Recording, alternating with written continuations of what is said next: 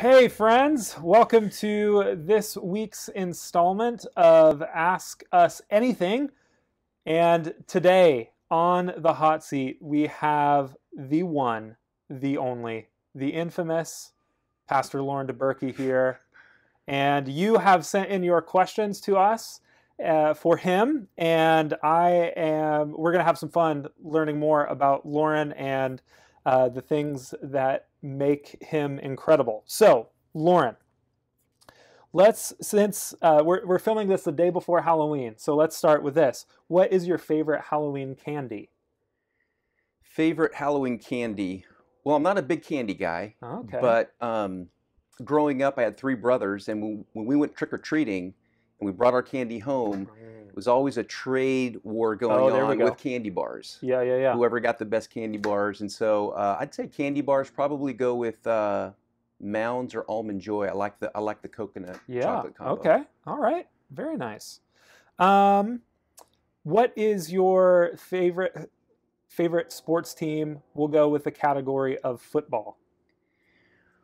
Well, I grew up in LA. A lot of people aren't going to like this, yeah. But the first football game I ever saw was LA Rams. And so when you go to a LA game, it kind of sticks with you. So as a kid, it was all Rams, Dodgers, and Lakers. And so I'd go with Rams. Okay. I'm an LA guy. And stayed the same, still Dodgers and Lakers? Stayed the same. I'm loyal. Even though I've been here in Northern Cal a lot longer, I've stuck to my child roots. It's a good year for you this year, but that's too bad. Nobody's perfect, Go Giants, go Niners.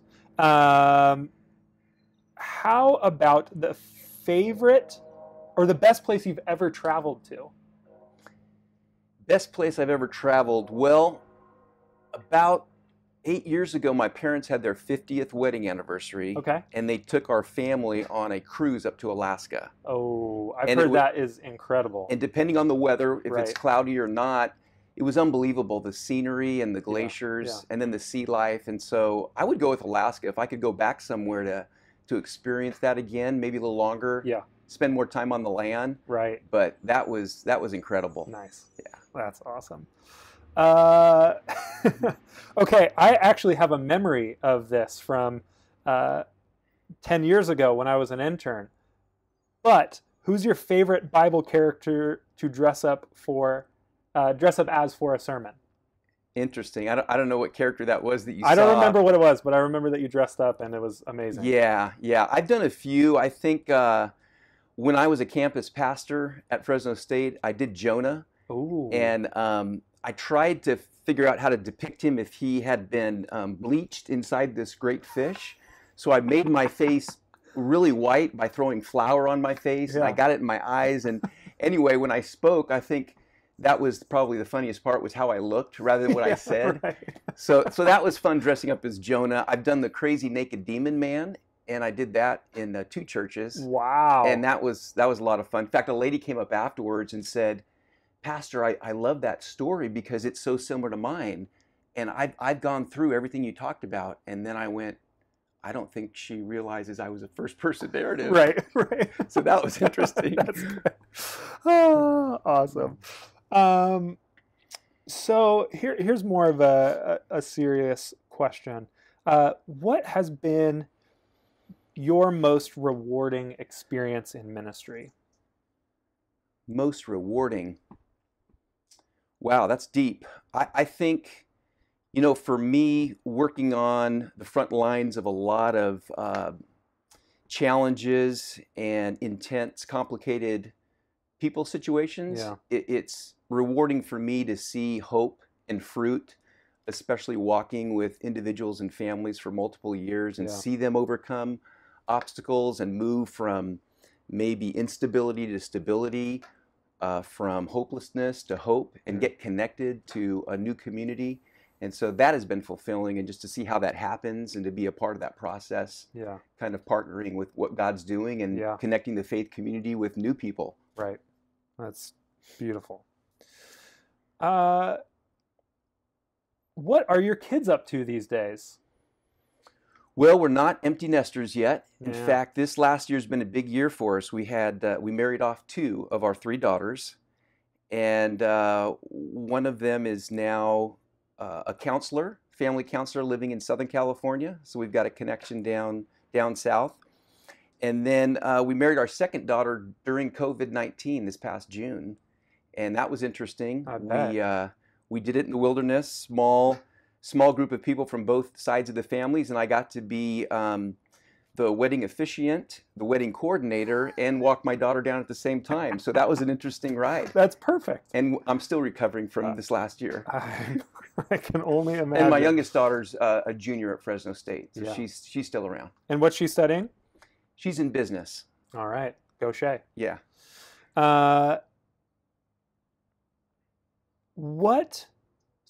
Okay, back to a sports question. What sport do you enjoy playing the most?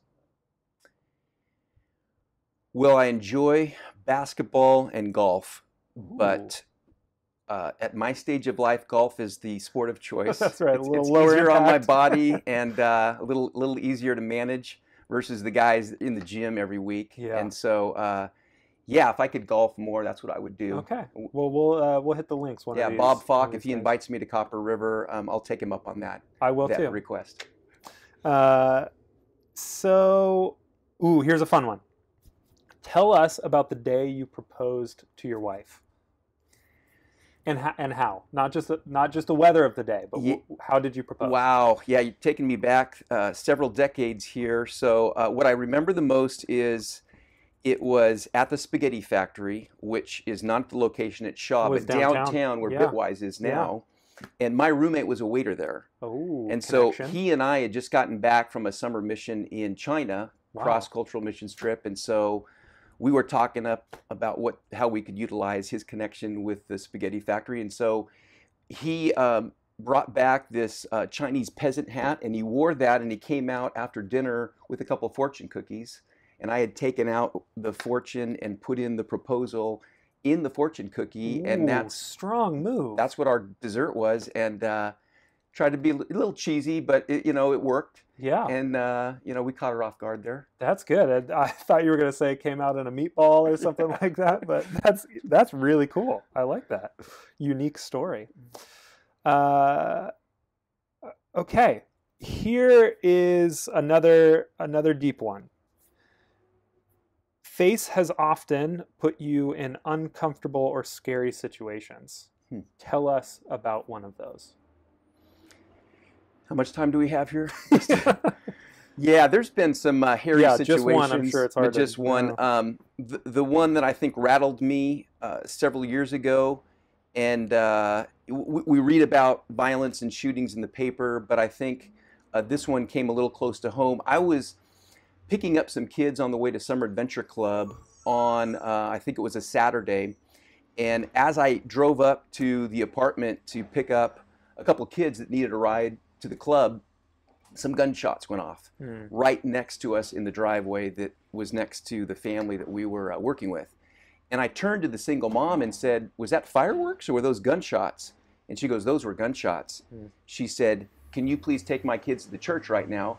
And then I'll go check on what happened." So I said, "Absolutely." So I took the kids to the church, and then later we found out that one of the kids, it was a drive-by shooting, one of the kids that was shot, he lost his finger, was one of the kids that we had worked with in our club, only 12 years old, and fortunately he survived, but it was a wake-up call, I think, to the reality of vulnerable kids and experiencing trauma and violence in our city and in our neighborhood. Yeah, absolutely. And that was scary. That I can only imagine, and I'm sure there are many more like that. And what a gift it is to be able to witness what God is doing in and through even those situations, and to respond as the people of God, and follow your leadership into those moments. It's amazing. Okay, so we'll end here on a light note. If you could swim in a pool filled with anything, any substance that you could swim in, what would it be? And why? I'm not going to say something you can eat. I'm going to go with something therapeutic, because we used to have a saltwater pool, and we changed it And I heard that you can actually float in salt in some seas, like the Yeah. Dead Sea. Yeah. And because I have some back issues, I think it would be wonderful to be able to float in salt that could be therapeutic and actually help your body and just not have to sink. And so if my pool could have that substance or somebody could create that, I'd buy it. I'd go for it. Have you heard of those deprivation chambers where you can get in a little pod and float in salt water where there's like no light or sound?